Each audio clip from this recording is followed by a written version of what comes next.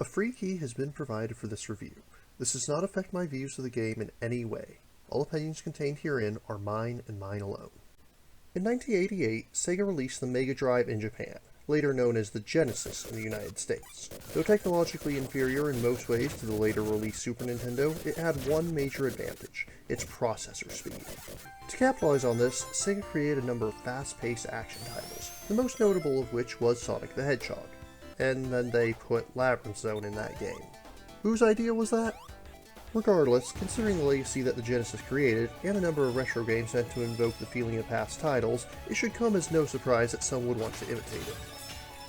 Hello everyone, I'm Adam the Fanatic, also known as Mario Fanatic 15, and today we're going to be looking at a title that pays tribute to the Sega Genesis and its classic games, Xenogunner, by Happy Frog Games. As you may have guessed by the screen name Mario Fanatic, I was a Nintendo kid growing up. But does that mean I hated Sega? Not in the slightest. I have many a fond memory of playing a Genesis with friends, and I was a fan of the Sonic cartoons at the time as well. Xenogunner is a run-and-gun game with a touch of curtain shooter thrown in. You'll run and jump like a platformer, all while using your mouse to aim and shoot. There is an option to use a gamepad, and the game even uses a 6-button Genesis controller to represent the setup options, but the game recommends a mouse and keyboard, and I have to echo that sentiment. In Xenogunner, you'll be controlling either King Zeta or his sister, Princess Delta. Both have the same basic controls. You can double jump and dash a short distance with invincibility frames. Where they vary is how their weapons work. Zeta carries 3 weapons that you can switch between freely at any time. Firstly, he has a rapid-firing crystal attack that shoots directly to where the cursor points. Nothing fancy, but I find it to be the best way to take out common enemies. His next attack launches what I'll call Dark Energy Grenades. They fire in volleys of 3 and leave behind a brief aura that continues to damage enemies. It's slower firing, but works great against most bosses since they lack invincibility frames. Finally, you have Presence, which will home in on whatever spot you target. I generally don't find this one that useful, save for a few bosses that are shielded and difficult to hit at a direct angle. Zeta's playstyle shows inspiration both from Gunstar Heroes and its sequel on the Game Boy Advance. He also takes inspiration from Treasure's earlier running gun, Alien Soldier.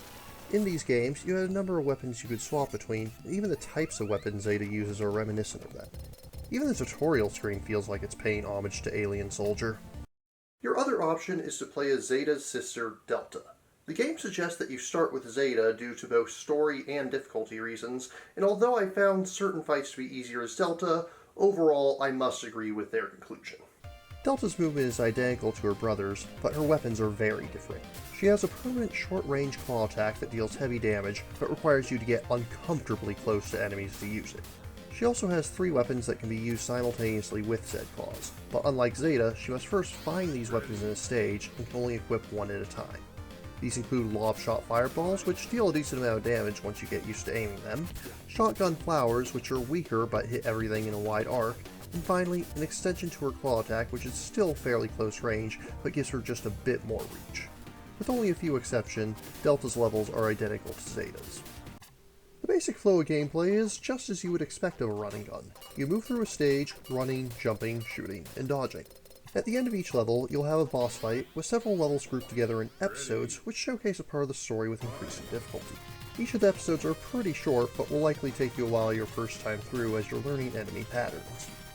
The game is fairly difficult, but also very forgiving with restarts. You'll have unlimited lives, and longer boss fights will often have checkpoints mid-battle. You'll spend most of your time in boss fights. The levels are all pretty short, and Episode 3 is almost nothing but a string of boss fights. But that's not a bad thing. The boss fights are where this game shines best. You'll have hectic battles where you're jumping over and dashing through bullets, and you will need those invincibility frames on that dash to get through most fights. Boss fights become naturally harder as the game progresses, and a handful of them are clearly references to classic games. You have allusions to Mario Kart, Mega Man, Castlevania, and of course, what Genesis tribute would be complete without a Sonic the Hedgehog reference? Presentation-wise, the game looks fine.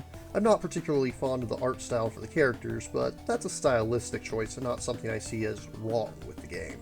The music has a distinctive style that really makes it sound like a Genesis title. It's something that's hard to describe to someone not familiar with the console, but for those who know their retro games, you'll definitely hear it. On the other hand, it certainly doesn't have the graphical limitations of a true Genesis game, but this is probably a good thing. You don't have the sprite limit, color limitations, nor the slowdown that you'd find if it were to actually run on a Genesis. As for the story, there's actually a fair bit of text before and after each episode. While I wouldn't call this a story-driven game, there is enough here that I feel I should give the story its own section. If you wish to avoid spoilers, please skip ahead to the time coordinates indicated on screen. Initiate temporal distortion now. Still with me? Then don't say I didn't warn you. The story begins with King Zeta on his throne when he's attacked and imprisoned by a mysterious figure known as the Xenogunner. Zeta is stripped of his crown and kept captive in his own dungeon. However, a meteor strikes his castle, giving him the opportunity to escape and attempt to reclaim his throne from the invader, if he can fight his way through the opposing army. Along the way, he also runs into his sister, Delta, who's currently in a state of rage and attacking anyone nearby. After incapacitating her, he proceeds on to confront the Xenogunner. After a hard-fought battle, the king stands victorious over the invader. However, Aegis, the captain of the Royal Guard, informs Zeta that the Xenogunner has been shot into space upon his orders when he gave no such command. To make matters worse, Delta, still in a state of madness, has escaped during the chaos. Episode 2 begins right where the first one left off, with Zeta receiving a letter sent with Princess Delta's royal seal. So, the king sets off to find and rescue his sister, from herself, if need be, leaving Queen Aegis in charge of domestic affairs. Wait, what? Aegis is the queen now. The first episode doesn't seem to suggest anything of the sort, nor that the pair were even close, but apparently, yes. Zeta is married to Aegis, the captain of the guard. Regardless, shenanigans happen, and the Lone King finds himself fighting against several ne'er-do-wells, including Sleaze S. Leezy. Even Zeta remarks on how obvious his name is. Before long, though, Zeta is reunited with Delta, who now has control over herself once more. How exactly did she regain her sanity? I'm always angry.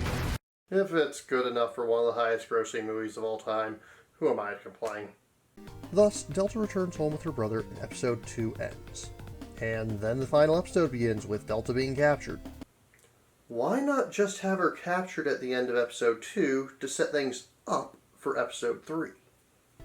The Xenogunner and his son Nabi have taken Delta hostage to force Zeta to come and fight them on their terms. After that, it's a gauntlet of almost nothing but boss battles, 6 in total, culminating in a fight against the two captors. Though before the final fight, Zeta comes across a strange family tree before he enters the throne room. Seems the Xenogunner isn't so Xeno after all. After a drawn-out fight against the Xenogunner and Nabi, Zeta eventually emerges victorious. But this is inspired by 90s games, so everybody explodes when they die. And the Xenogunner's explosion collapses part of the castle, trapping Zeta beneath the rubble. Nabi congratulates him and explains everything that's going on. His father was driven to madness after attempting to contain the power of a sentient gem inside of himself. And as it turns out, the Xenogunner is Zeta's uncle. Wait, Zeta's surprised by that. What other conclusion could he have possibly drawn from the family tree that he sees before the fight? Regardless, Nabi doesn't seem to begrudge Zeta, releasing Delta and letting them both escape, but not without taking the same gem that drove his father to madness. The royal siblings return home, and Zeta is placed in the infirmary to heal. After that, the credits roll. Once you're done there, Delta's story takes place, and there's nothing to really cover here. She does a training simulation to learn how to fight, Nabi hacks a simulator, but really, this is just an annoyance. And I mean that quite literally. He's just doing it to annoy them. I thought it wasn't real. Your mind makes it real. Nope, not here. Nabi even mocks Delta about how many times she died in the simulator. If anyone is able to make it through the second episode with a single life, please let me know if that line changes. But that's really all there is to Delta's story mode. Welcome back, Chrononauts. You're just in time to join us for the conclusion. To sum it up, the plot is forgettable. It feels like they're trying to go for a Saturday morning cartoon vibe, which I really don't mind. I have nothing against goofy, cartoony games, but the humor in the story just fell flat for me. And to top it all off, in order to make Zeta sound more regal, they have him using words like thee and thou. But these words are not just replacements for you. They each have their own meaning. I don't care. I don't care! I don't care. Frankly, my dear, I don't give a damn. See, nobody cares. Well, fine then. I care. To be entirely fair, I can't fault the plot too much. While I did find it quite bland, there is an arcade mode option which skips cutscenes entirely and lets you get straight into the action. And the action in the game is quite good. The title is fast-paced and frantic, but never feels unfair. It will take a bit of time to learn enemy patterns, but because the game is so lenient with letting you retry, you never have to worry about wasting your time getting back to where you were before, even with its fairly high difficulty. On the downside, the game is pretty short. My first time through Zeta's story took me about 3 to 4 hours. Delta's took less than half that since most of it was identical and I already knew all their patterns, with only a few exceptions. Audio-visually, the game does a pretty good job of feeling like the Genesis titles that it's trying to imitate, minus the slowdown that it would have suffered from being the real thing. In conclusion, this is a solid retro title that manages to successfully invoke the feeling that it's going for. Because of this, I give Xenogunner a 7.4 out of 10. Thank you for watching. If you're interested in purchasing Xenogunner, then a Steam link is provided in the description below.